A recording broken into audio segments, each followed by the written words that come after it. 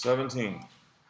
So 17, we see sine fifth cosine squared. And so what I see there is, oh, if I pull out one sign, that can be like my f prime. That can be like my derivative of the inside for undoing the chain rule.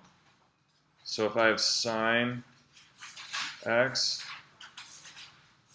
times sine to the fourth x cosine squared, then sine is essentially the derivative of cosine. So if I can get everything else in terms of cosine in there, then I'll have it, because I can use my sine as my kind of my derivative of the inside, or the f prime. So I need to change everything in here to cosine. Well, cosine squared is good, so how do I change sine to the fourth to cosine?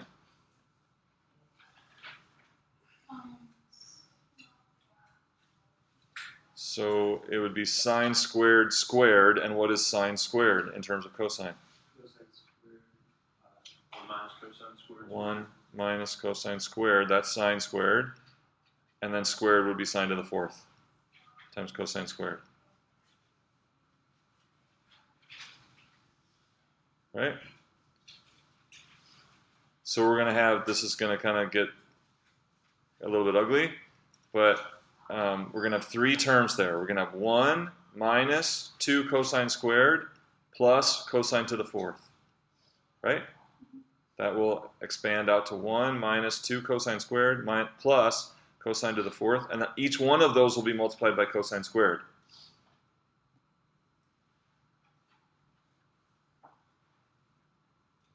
So the first term is 1 times cosine squared to be cosine squared. I'll just write it that way. And then what was the second term? Minus 2 cosine squared times cosine squared, minus 2 cosine to the fourth. And then the last term here would be plus cosine to the fourth, right? Times cosine squared would be plus cosine to the sixth. Did you catch it? Does everyone agree with that? Or understand that?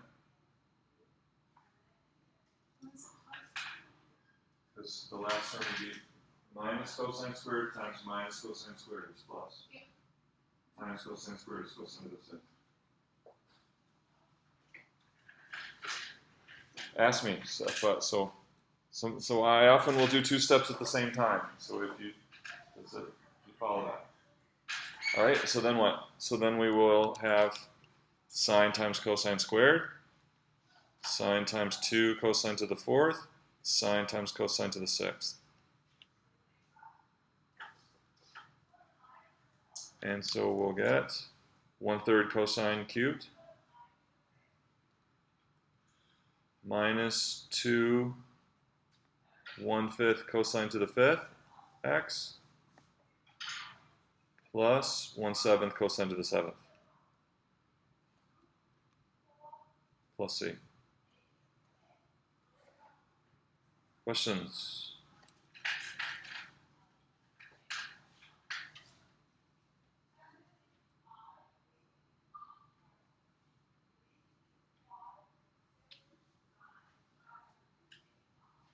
Does everybody follow?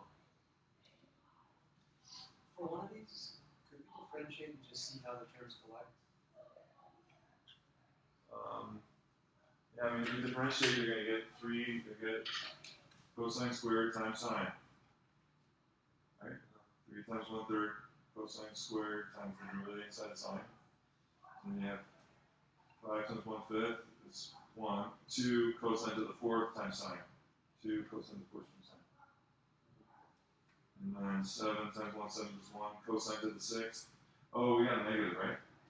Do we have negatives in here?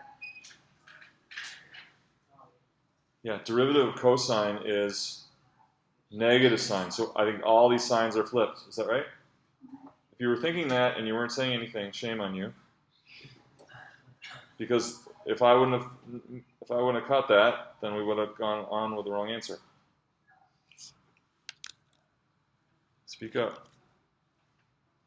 So those are all minus because the derivative of cosine is negative sine, right? Derivative of cosine is negative sine. So we're going to have the opposite signs of all those.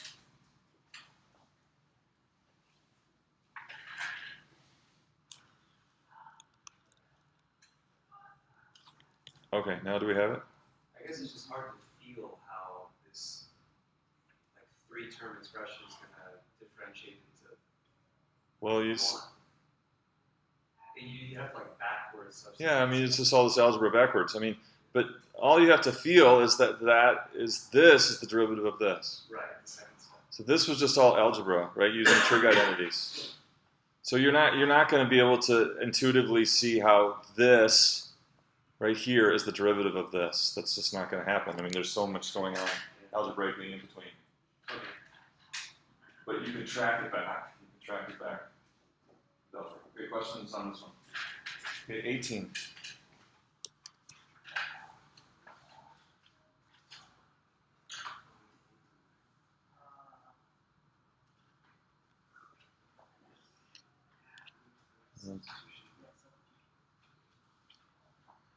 Okay, yeah. So is it undoing the chain rule? In order for this to be undoing the chain rule, how would you have to change the denominator? What would the denominator have to be for undoing the chain rule? We should all be getting out of this. They want x to the 4th. Agree with that? That's right. If it was x to the 4th, that would be the one way that this could work as undoing the chain rule. But if that power is anything else but a 4, undoing the chain rule won't work. Right? Because then the derivative of x to the 4th is essentially x cubed. And there it is. But we don't have that. Okay? So we got a radical, so we can't do partial fractions. Undoing product probably would get ugly. So we think about, trig substitution, right? Yeah, so you could do exactly square root of x squared plus 1 that's the sum, square root of the sum of squares. You could also just do u substitution. Yeah. Except I think that would blow up pretty big on you. So like if you do u equals x squared plus 1. Yeah, it's not great because then x cubed so x squared is u minus 1. X cubed is u minus 1 to the 3/2. Well, but then in our differential, don't we get a canceling? And then you would have that over, in the dx part. Let's try it.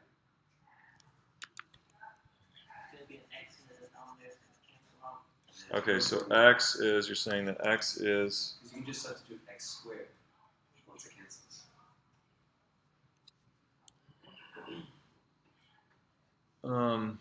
Well, one issue with this is x technically is plus or minus square root of u minus 1. That's one issue we'd have to deal with. So what is dx? Dx equals 1 over 2, like this? No, No? no, it shouldn't be that way. Well, du is 2x, right? 2x dx? Yeah, du is 2x dx. So then dx is going to be du over 2x. Which is real clean because then the x cubed and the 2x on the bottom cancel, you pull off a half. And then you just have x squared, which is u minus 1, times our substitution. Which is alright. So you could do du, but I think this also works also. So if x is this, then dx is 1 over 2 radical u minus 1 du. And so we could plug that in. So either way, I think it's going to be the same thing either way.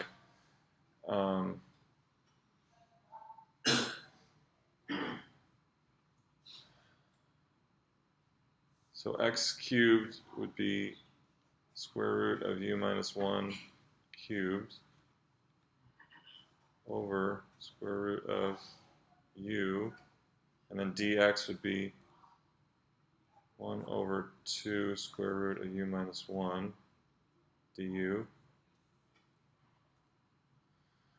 So one of those goes, and then you're going to have integral u minus 1 over square, is that what you got?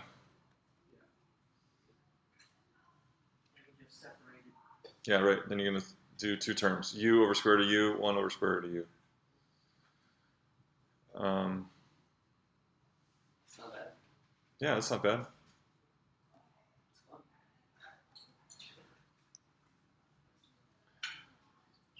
Yeah, so we saw this yesterday, that one that would be, you would think, or trig substitution, because it's got the sum of squares, seems to be done by regular u substitution.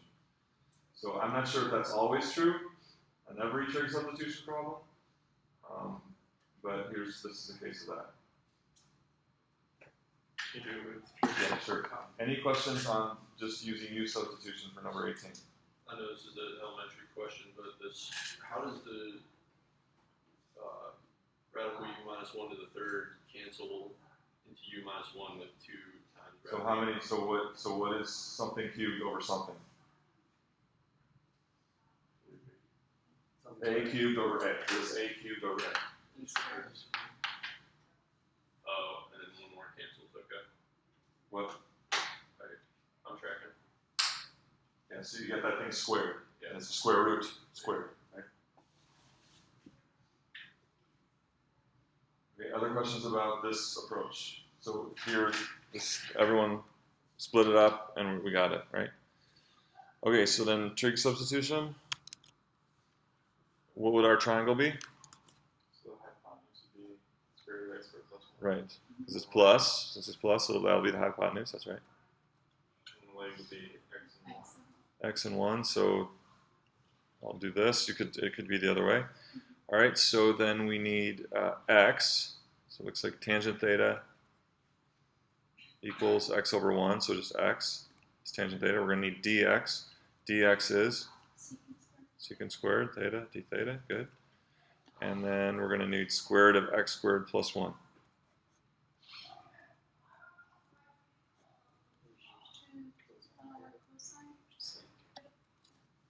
That's Hypotenuse over adjacent would be secant, which would be the reciprocal of cosine.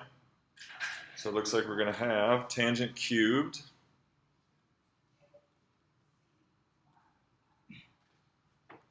over secant or times cosine. So over secant, dividing by secant is the same as multiplying by cosine. And then dx, secant squared.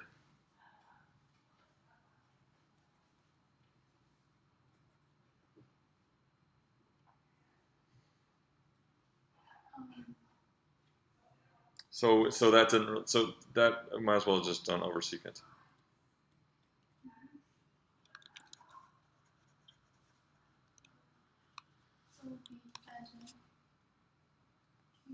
Tangent cubed times secant. That's right. Tangent cubed secant. that's tan squared secant. Right, exactly. So that would be tangent squared. We're going to think to ourselves, tan squared, and then secant tangent, thinking as the derivative of secant. And then we change the tangent squared to secant squared theta minus 1 times secant tangent. And then what would we have? We'd have 1/3 secant theta over 3. When you combine those two, you've got 1/3 secant over 3. And then when you combine those two, you just have secant for the antiderivative. Right? Because this would be undoing the chain rule. Secant cubed though, right? 1/3 secant cubed minus secant. Question, Brandon? So I'll do that back here. We got a room, so it would be 1/3 secant cubed minus secant. But then we'd have to put that back in terms of x. So what was secant theta? Well, secant theta was just hypotenuse over adjacent. So we're just going to plug in that for every secant theta. So it'd be 1/3 this thing cubed minus this thing plus c. Which is much easier than using the R functions. Yeah, you never have to use the arc functions. Yeah, that's Just substitute all the ratios for the trig functions. Don't use it. Well, there's the one example where it just asks for theta. Like, yeah. that's the only time you need to. So if your expressions are in terms of sine and cosine and tangent, then plug in sine and cosine and tangent. Don't solve for theta and try to plug in this. That's not what you want to do. So it'll be 1/3 radical x squared plus 1 cubed minus radical x squared plus 1 plus c. And that should be the same thing you get the first way we did it, with the u substitution. Okay, what was next? 21. Okay, so what is our approach for 21? 5 parts. So it's not undoing chain, we don't, because we only got one thing here. It can't be undoing chain. Certainly not partial fractions. It's not trig because it's arcsine. So it really only leaves one alternative: undoing product. Okay, so let's go for it here. So we're going to have our f and g prime, right? So we don't want to make g prime sine inverse because we're going to have to do this mini step where we do the antiderivative of that, which is the problem we started with, right? So it only makes sense to make sine inverse equal to f, and then g prime equal to 1. So then our f prime is 1 over square root of 1 minus x squared, and g is x. So this thing is going to equal f times g, x sine inverse x,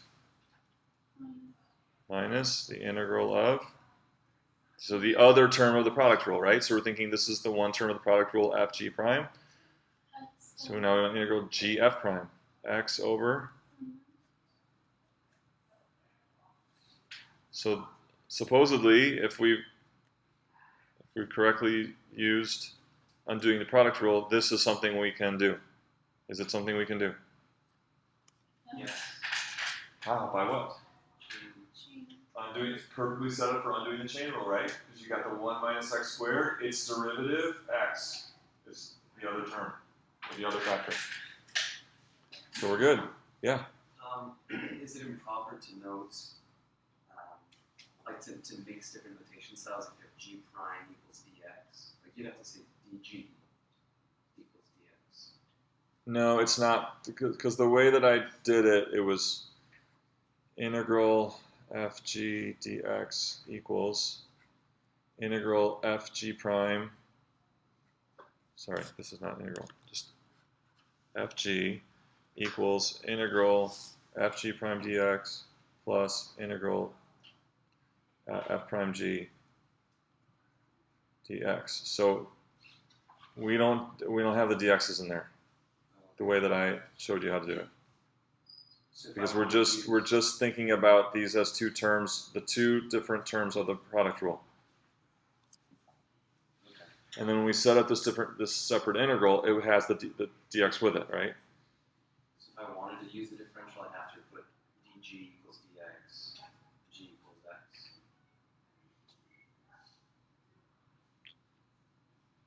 Well, that doesn't matter. Yeah, I know. I think when you do it by parts, then you have the differentials in here, like it's a little bit different.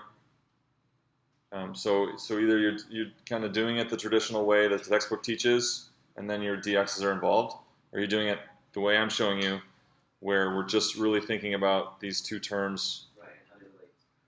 Well, the two terms of the product rule, f g prime plus f prime g. So that's all we're working with, and then we're setting up the integral according to this equation, which has the dx's in it. Okay, so, and then also, you could do undoing the chain rule, that's your first defense, but you could do a u substitution here, you could do trig substitution, because it's 1 minus x squared, it's the difference of squares. So you really take your pick here. But I think undoing the chain rule is by far the fastest, because we can just basically say, our first attempt is, what, square root of 1 minus x squared.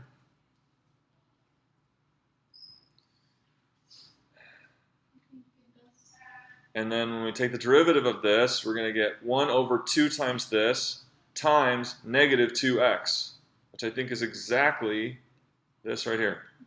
exactly what this is because the 2's cancel and there's the minus. So I think we just add. But if you, so let's do it.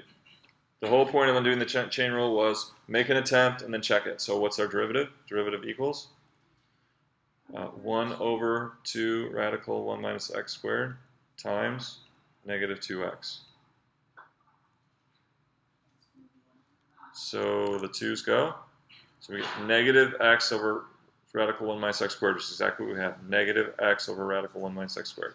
So that's it.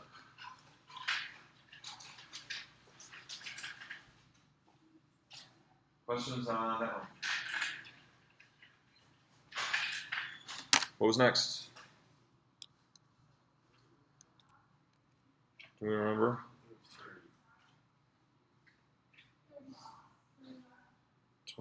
30?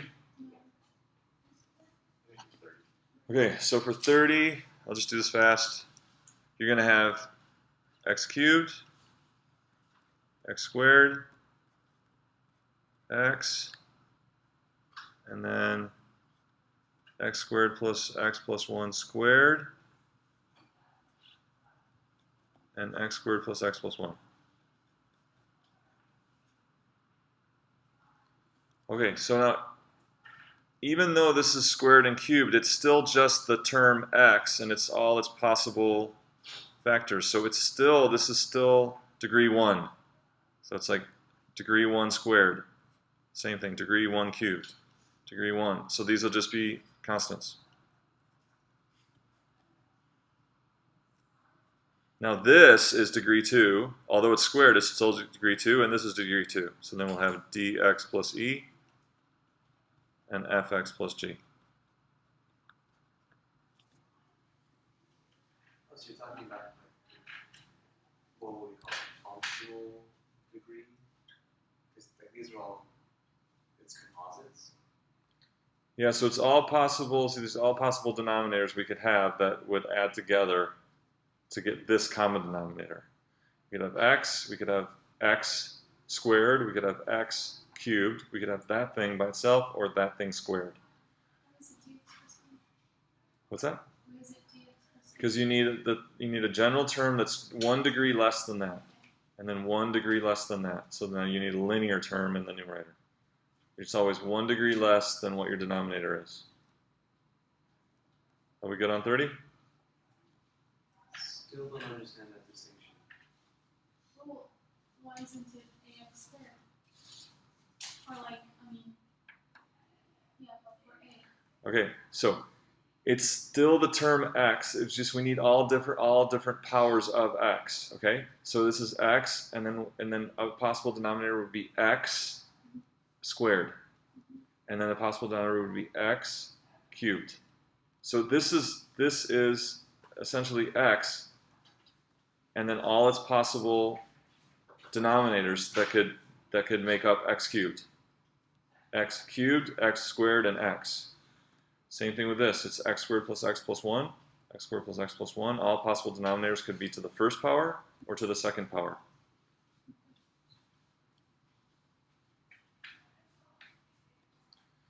Okay, are we good? What was next? 41. Someone asked for 41. Okay, so if we have x equals 5 tangent theta, then x over 5 equals tangent theta. That's what allows you to set up your triangle. So what's x? No, in the triangle. We're setting up the triangle. What is x? X is vertical line. Opposite over adjacent. Adjacent is 5. Therefore, what's our hypotenuse? Square root of x squared plus 5 squared. So there's our triangle according to that substitution. So now what do we need? We need sine theta, and we're done. So what's sine theta?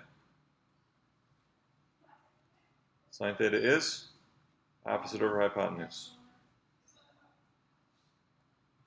And then from this we can get that theta is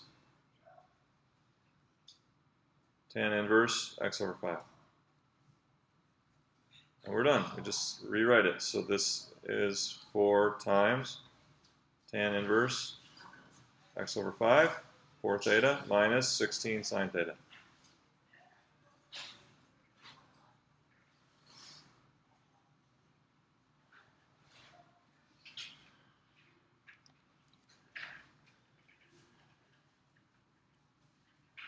Questions on that one?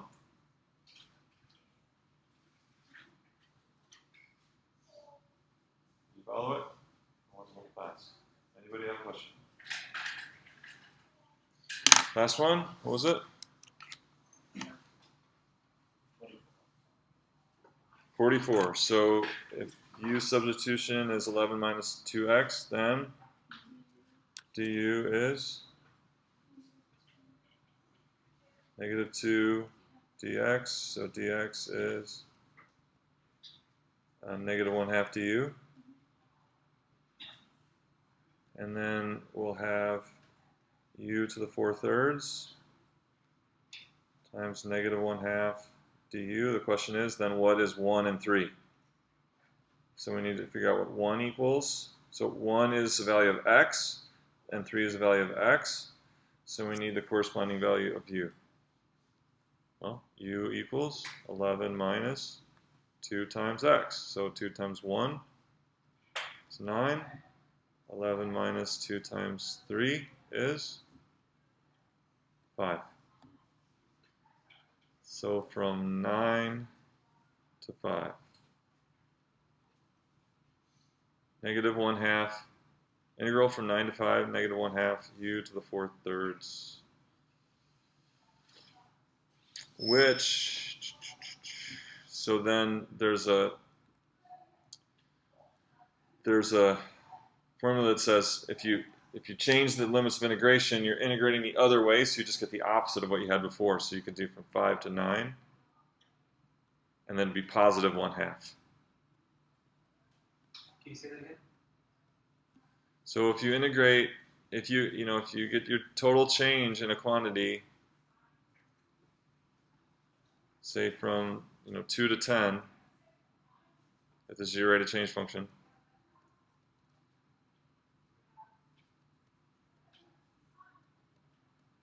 well, if you started at 10 and you integrated from 10 to 2, the amount that your quantity changed would be the opposite of what it would. So here you're going to have an increase, right? You're going to have an increase from 2 to 10 because your rate of change is always positive. Yeah. So if you started at 10 and you accumulated or integrated back to 2, then that would be a decrease. So that's only when rate of change is increasing. What's that? That's only when our rate of change is increasing. Well, it's the same rate of change function. Right. So Whatever the rate of change, whatever happens when you integrate from 2 to 10, the exact opposite will happen. It's using swap signs. Mm-hmm. Yeah. So if it was always negative, so it would decrease the whole time here. But then if you went from 10 to 2, it would be an increase from 10 to 2. Yep. So the sign's going to go. And so which one is this? 5 to 9. D.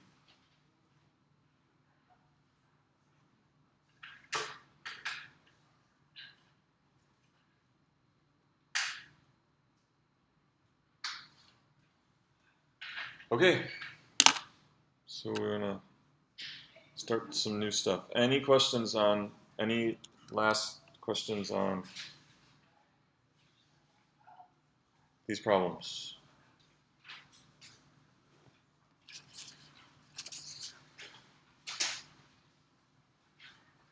Okay, so in terms of if you want more problems to study for the exam, then these that you did all the identification for, so we can just hold on to that.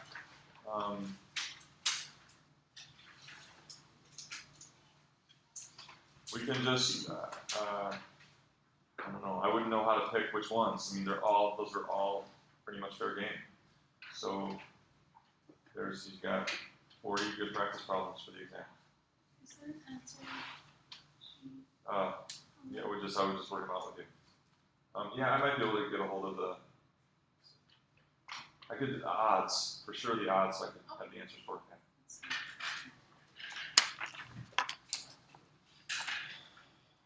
Okay, so let's press on.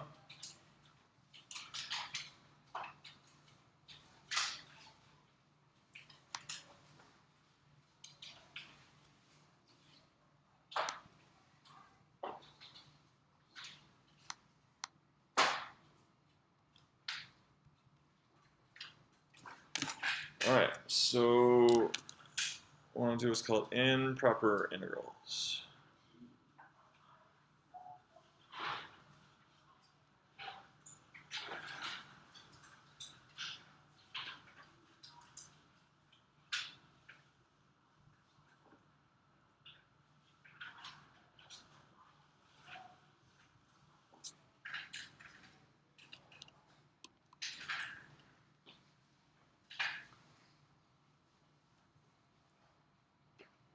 Okay, so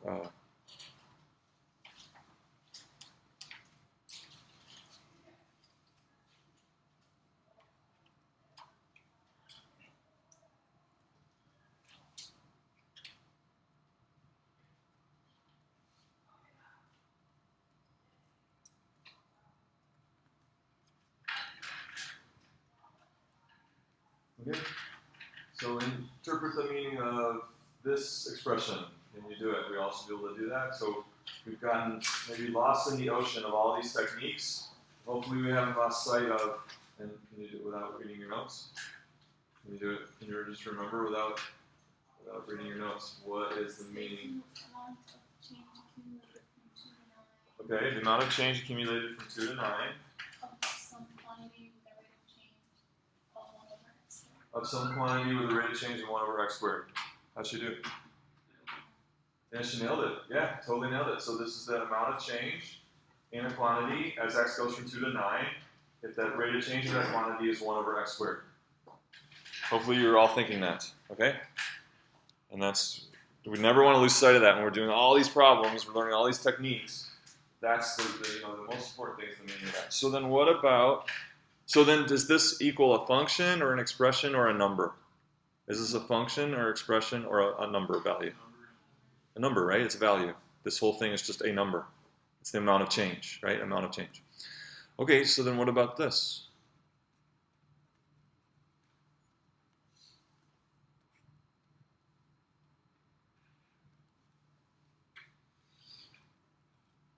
What would that mean?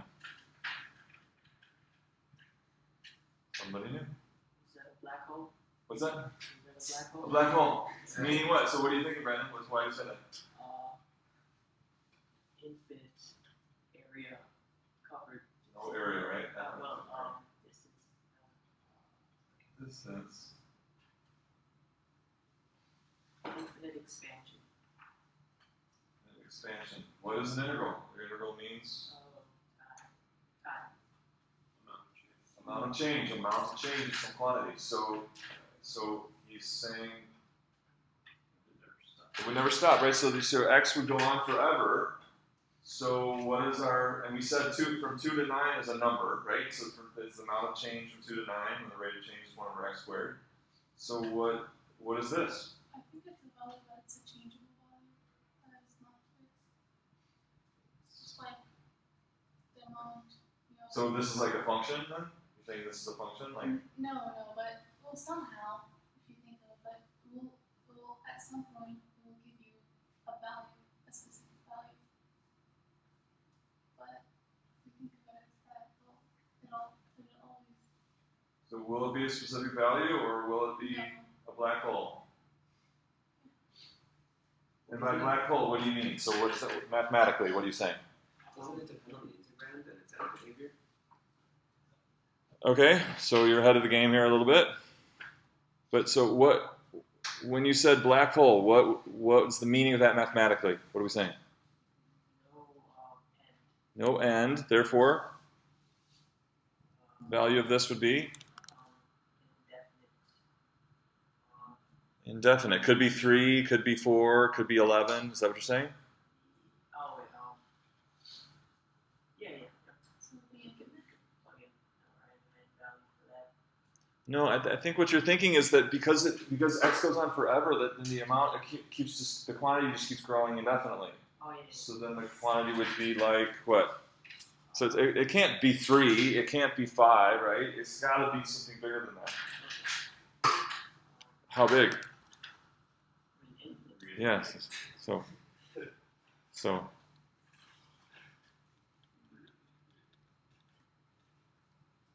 Or maybe we say, isn't it? Right? Isn't it? Isn't it?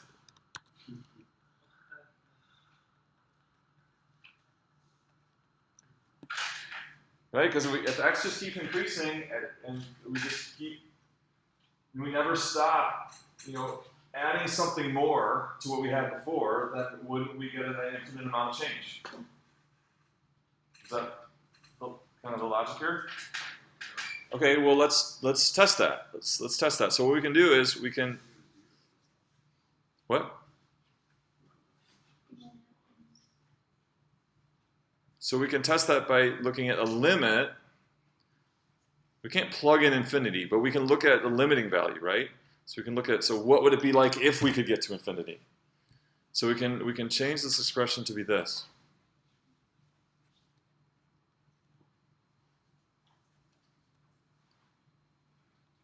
And so now we can solve this. Now we can actually do this. So what is the antiderivative of 1 over x squared? Let's see, how about Negative 1 over x. right, so it's going to be x to the minus 1. Or yeah, 1 over x, negative 1 over x. And everyone can do that. It's just power rule, right? But then we're going to evaluate that from 2 to a.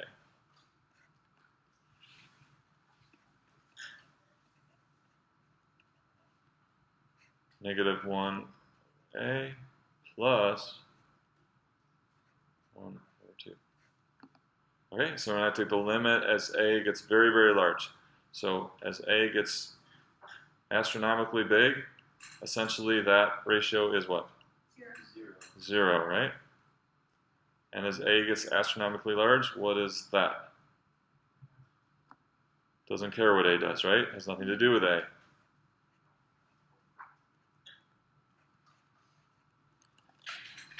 What happened? We got a number. We got a number. How is this possible? Wasn't it supposed to be infinity?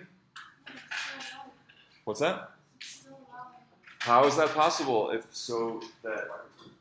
x just keeps going, we're going to keep adding more and more and more as x gets larger and larger to our quantity. How is it that in the end it's going to equal 1/2? Is it the beginning point? What's that? The beginning point? The initial point? Or like an initial place in time? So what might matter? No, it's this. This is for, we solved this right here, where x goes from 2 to infinity.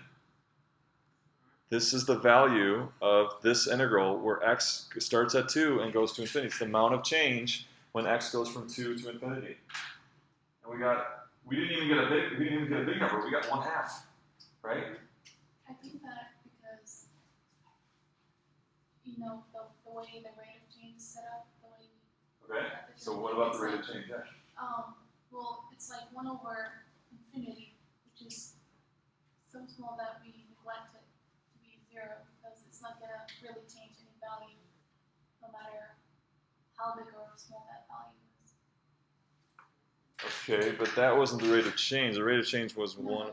Yeah. The last part. Yeah. 1 over x. Like it's 1 over x. Okay. So how is it possible? So let's graph the rate of change. How is it possible that we got this, not even a big number, we just got 1/2? Because as x values get larger, the rate of change gets smaller. Okay. And smaller. Yeah, okay, so what is happening to the rate of change for large x values? Limiting to 0. Yeah, it's approaching 0, right?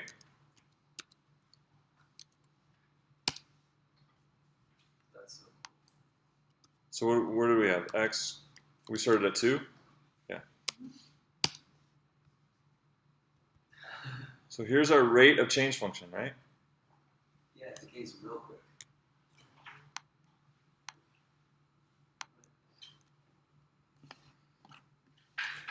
So what's happening to our rate of change? Our rate of change is getting very close to zero very quickly. So with a rate of change that's very close to zero, what about, say, so what does it mean for the quantity, say, when the rate of change is, wow, 0.0007. So here the rate of change at 12 is, or is that just 2 zeros? Is it 3 zeros or 2? I can't tell. 2 zeros, thank you. 0.007. What does that mean for the quantity if the rate of change is 0.007? Increasing very slowly. Right, so the amount of increase is, so for a unit of x, your amount of increase of y is this much, right? So you get to a place where the amount of increase per unit is so small that you're, like, eventually it's like you're just adding nothing anymore, right? Because that rate of change is so close to zero, it's like you're eventually adding nothing. Okay?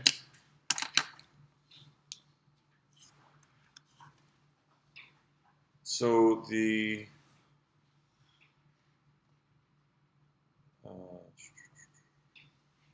okay. So this is what's called an improper integral. We're going from 2 to infinity, but we still have a finite value in the case where the rate of change gets super small, that essentially after a while you're just really not adding any more to the quantity. It's just so small that it's negligible. Okay. So let's try this.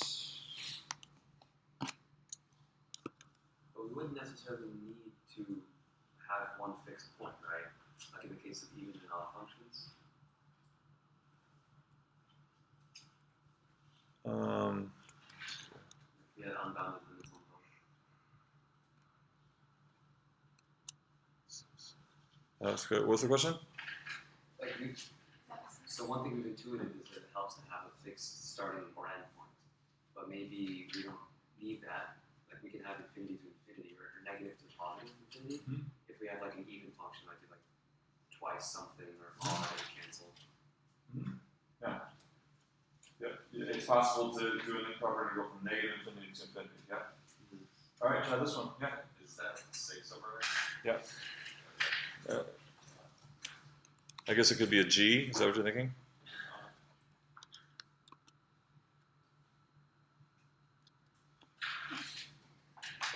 If that's 6.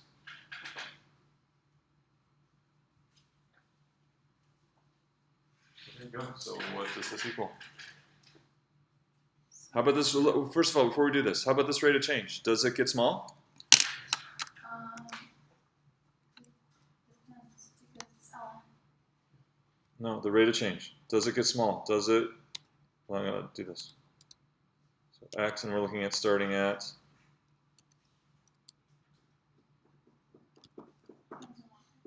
And I think we had 6 over x. Is that right? It wouldn't get small.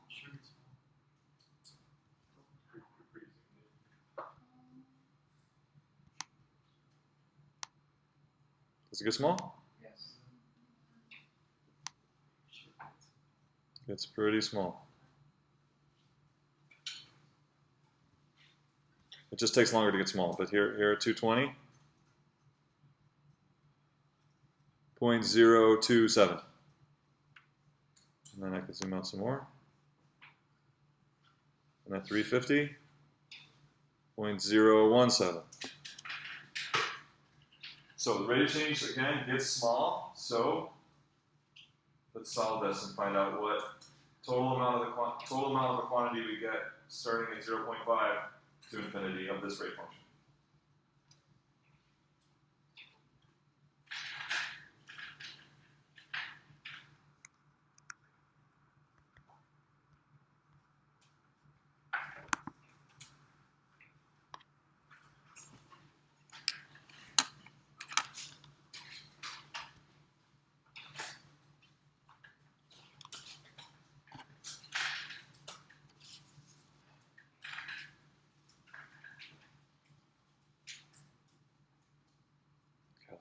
numbers.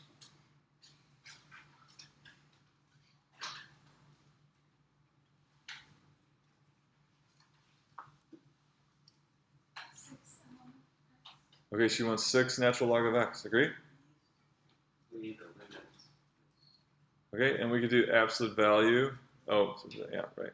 So the first thing we need to do is we can't plug infinity into things, right? So we need first we need an integral that just has.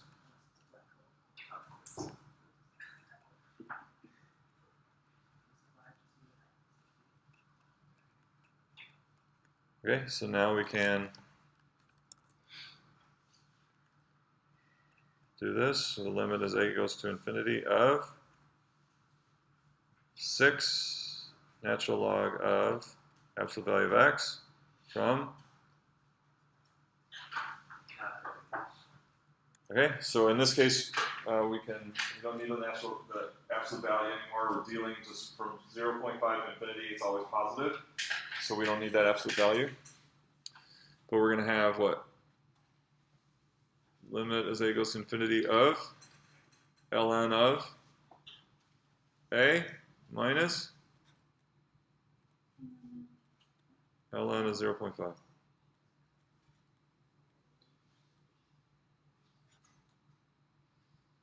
Okay? As a gets really large, what about natural log of a? Did you pull the 6 out? Oh yeah, sorry. Doesn't matter. Yeah. Yeah. Well, natural log, even though it grows really slowly, it's always growing. It's always growing. So if we so its limit is what? Infinity. It's always getting larger. Always getting larger, and there's no bound on that, right? It doesn't natural log doesn't level off. It just keeps going up and up and up and up and up. So therefore, Divergent. yeah.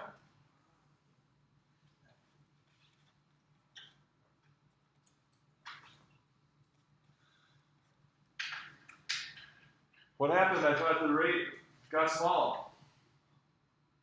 I thought the rate got small like the other one, and so therefore we were expecting next time to get an amount, right? To still get an amount. But we did this time. We got an infinite amount. So what's going on here? Yeah.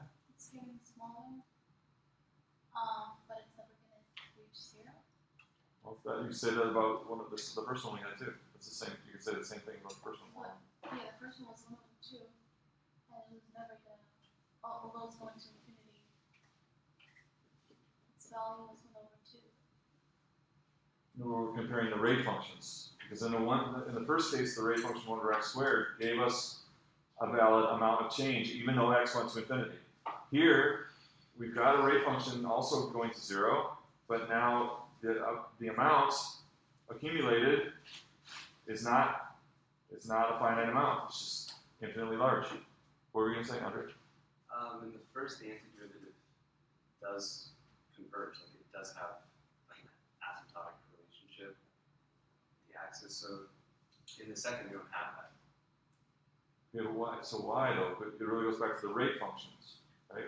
What about the rate functions, where both rate functions went to 0, but one gave us a fixed amount of change, even though x went to infinity. This one is giving us like what we initially expected, right? This is what we initially expected. That if x gets really, really big, then the amount of the quantity should be really, really big. So did you notice these numbers that I was telling you? Look at, so I told you what, 350? What was it, 0.017 or something? Come on.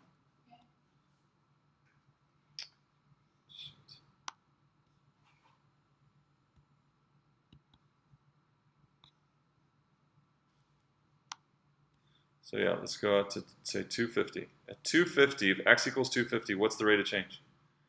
0.024.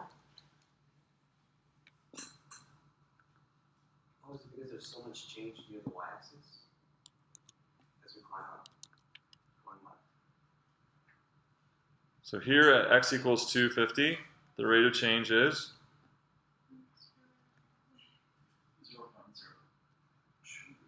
0.024. Okay, let's go back to the other one, which was, well, let's change it to 1. So we have it's apples to apples here. Do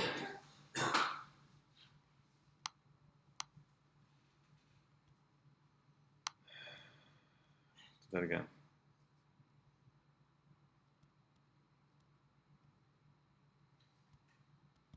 All right, so here's 100. 0.01.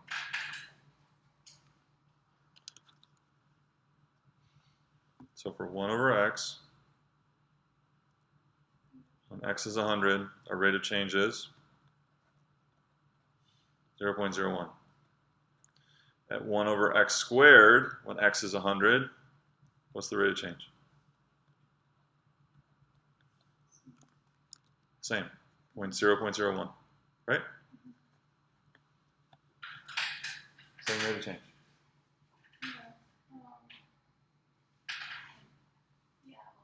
That's an order off, isn't it? No, this is the rate of change function, and our x is 100. This is the rate of change function, and x is 100. Okay? So what will the rate of change be for 1 over x squared when x is 100? 1 over 10,000. Right. 0.0001.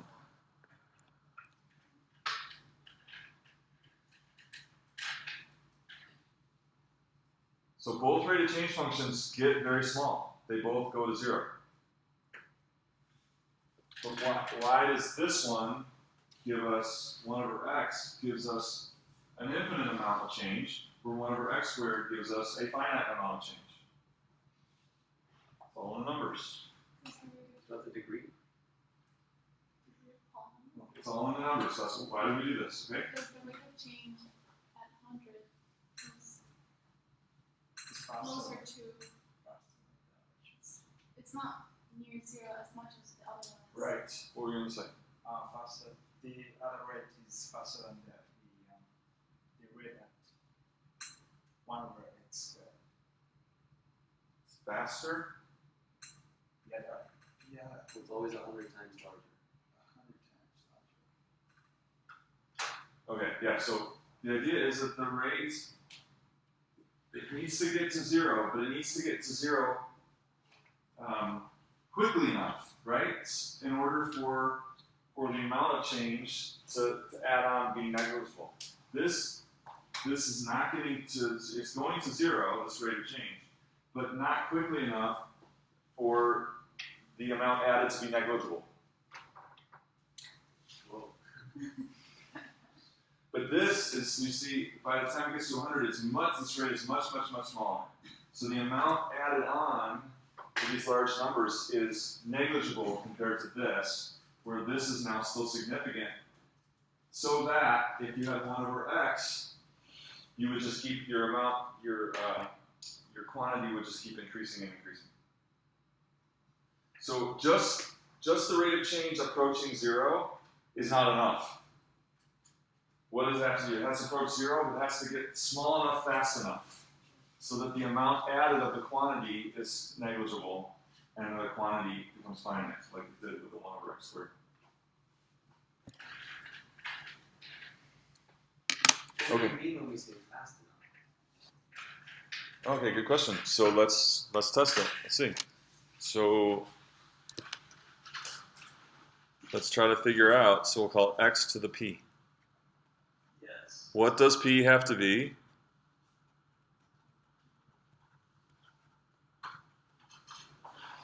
How big does p have to be in order for this thing to converge?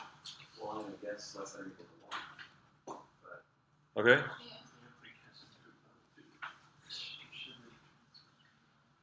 you said to diverge or to converge?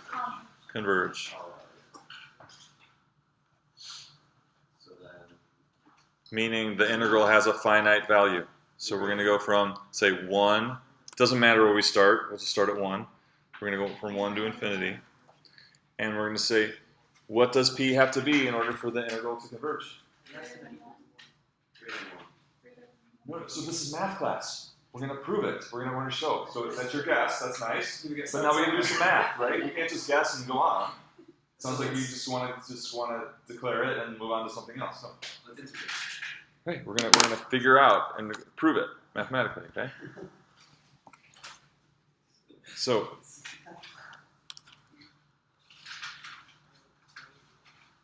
I love guesses, but just as long as you then substantiate your guess.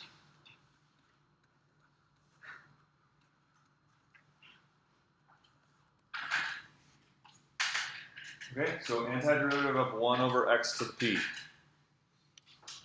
X and negative p plus 1 over negative p plus 1. Okay, so this is essentially x to the negative p, right? So we're going to have x to the negative p plus 1. And then? So negative and then p plus 1 on the bottom. 1 over negative p plus 1, right? But I forgot the limit. Still need the limit.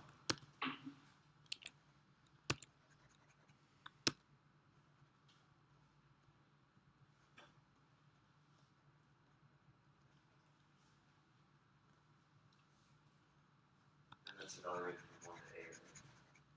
That's right. One more try.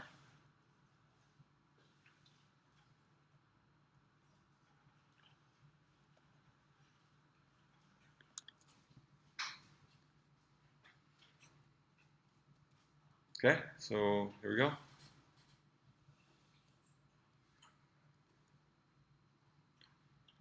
So let's actually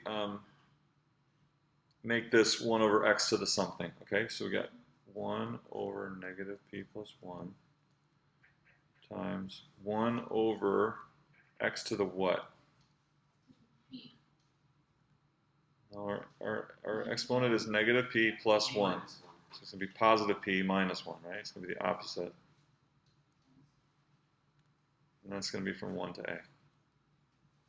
Now we're ready to plug in and take the limit.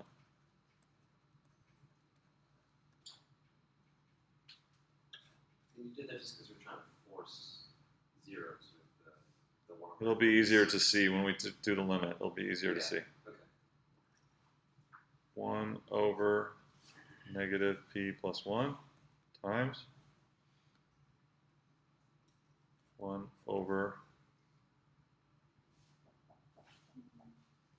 So actually, that we can factor that out, right? Because that's going to be the same for both. 1 over a to the p minus 1 minus 1 over 1 to the p minus 1.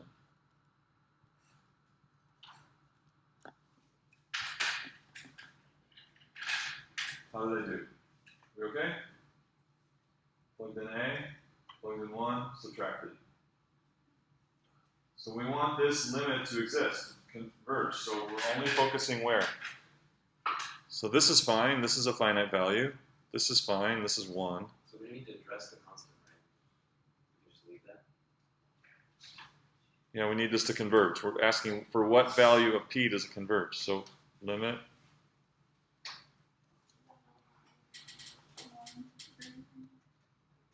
This is really what we're focused on, just this part right here.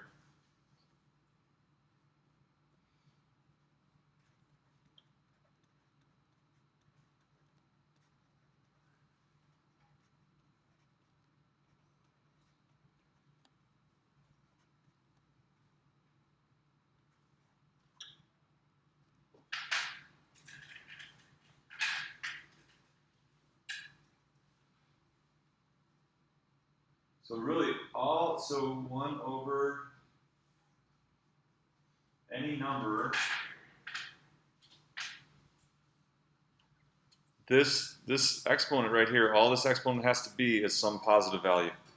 All this has to be is positive, and this will go to 0. So we need this to go to 0. So it converges to 0.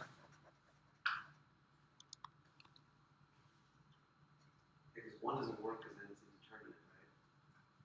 Actually, it's just 1. Because then you got infinity to 0, and I don't know what that is. Infinity to 1. If it's 1 minus 1. Wait, isn't that, So isn't it's- that one? No, It's greater than 1. So the p minus 1 must be greater than 0. Yeah. This p is Yep. times 0 would be, well, if p is 1, then it's going to be 0. So p must be greater than 1. That's it. Solid. So your guess was right. Our hypothesis was So for that thing, 1 over a is the p minus 1. For that to converge,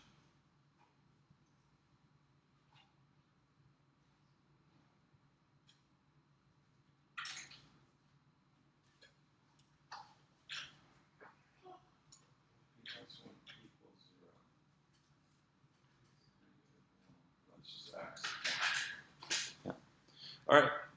So therefore, this thing converges when p is greater than 1.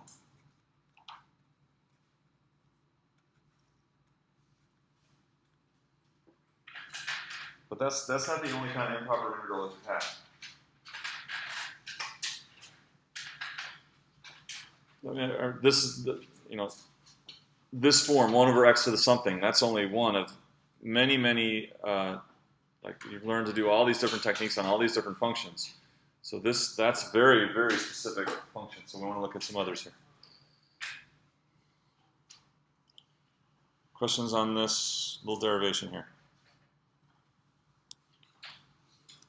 Okay, so what about these?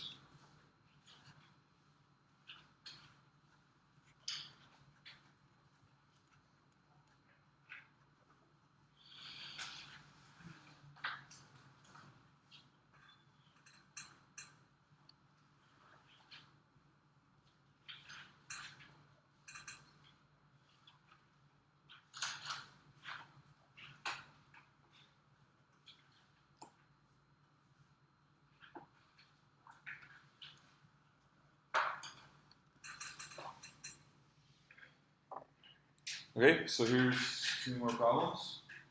So let's, where they're not the 1 over x and p form.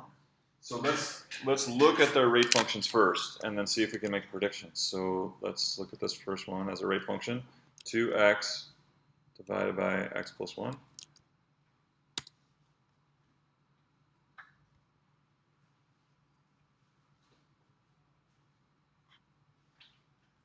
So, so what will the value of this integral be?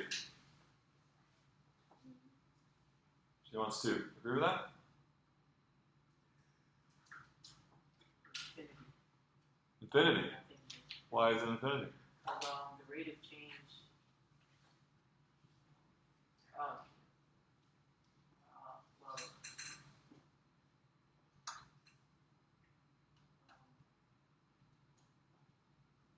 So we have 2 and infinity. Other voices.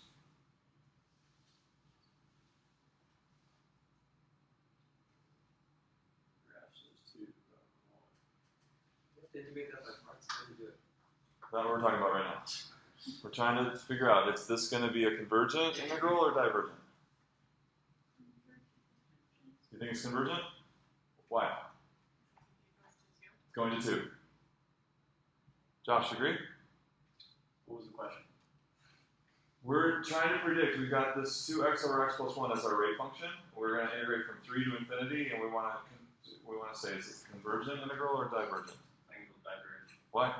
because the rate of change looks like as x values get larger and larger, it stays right around 2.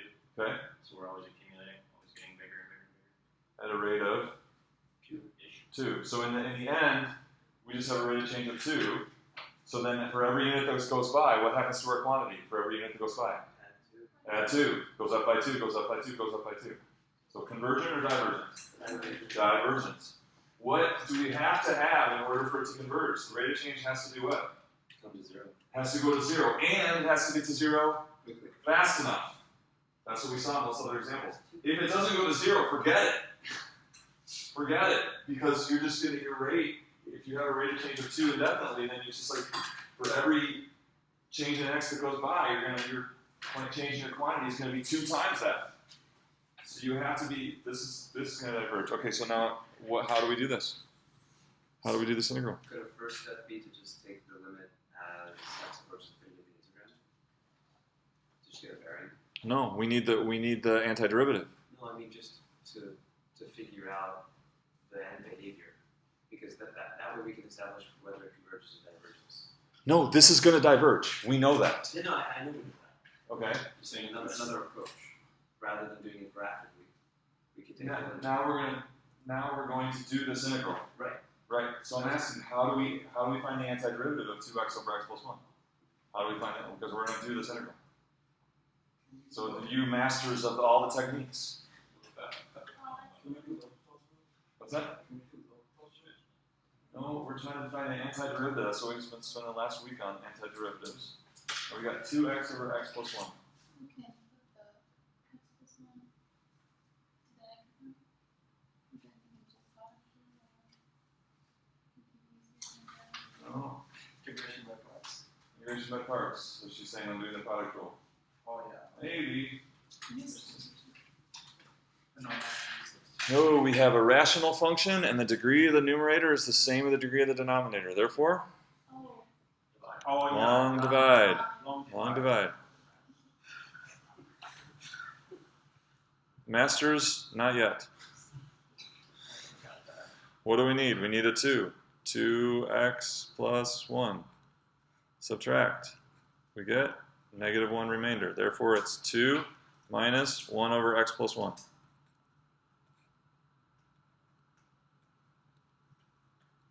Okay. dx.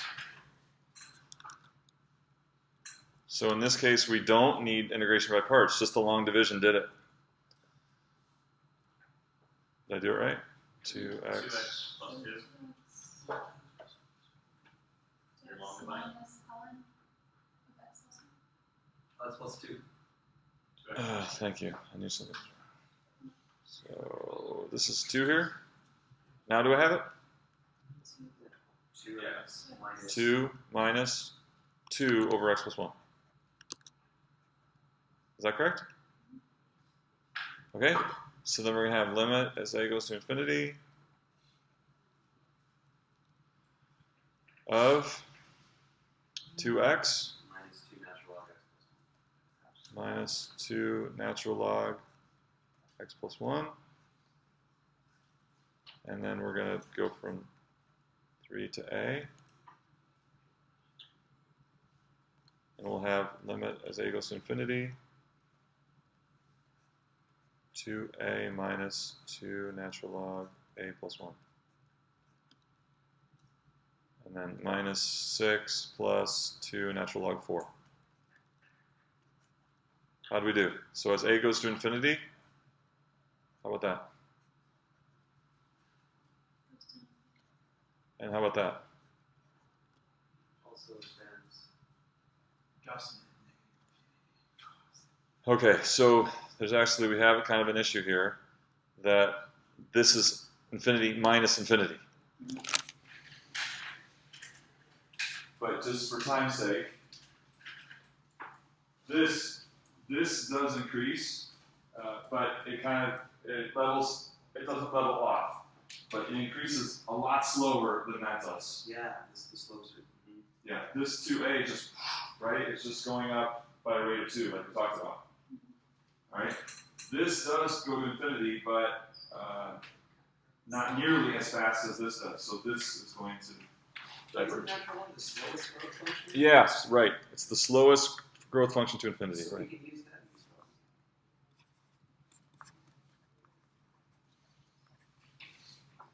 well. This is what we predicted, right? If the rate of change levels off at 2, then you just keep adding and adding and adding to your quantity indefinitely. It's not going to converge. No chance. No chance of converging. Let's just look at this next rate function. So questions on that one? Let's just look at this next one. What did I say? X over e to 2. X e to the Negative. -2x. And this was I'll just show all of it. Oh no, 0.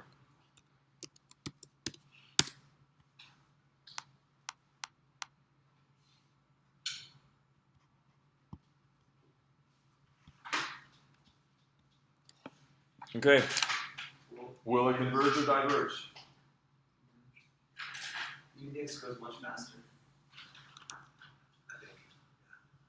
So I guess I should ask, does it have a chance to converge? Yes. Why does it have a chance to converge? Partial 0. 0. Okay, because this thing gets very, very small. So the question is, does it get small fast enough? And so someone talks about, well, here's this exponential.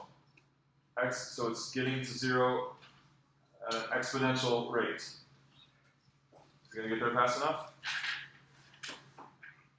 A good guess is yes, right? Because exponentially is going to be eventually going to get to 0 a lot faster than that did, right? Because this is exponentially going to 0. So convergent is a very good guess. How do we know for sure?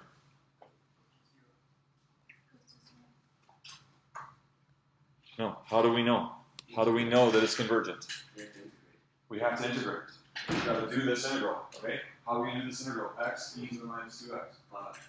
I'm doing the product rule. I'm doing the product rule, and then you're going to take your limit as a goes to infinity, and do the integral from 0 to a, using undoing the product rule.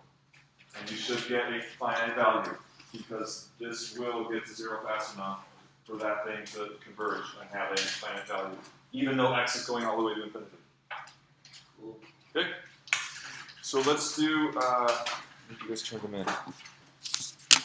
So I'll just check Blackboard for the assignment. Check Blackboard for the assignment. Maybe web work, maybe written, maybe both. Okay? And then our exam is Thursday.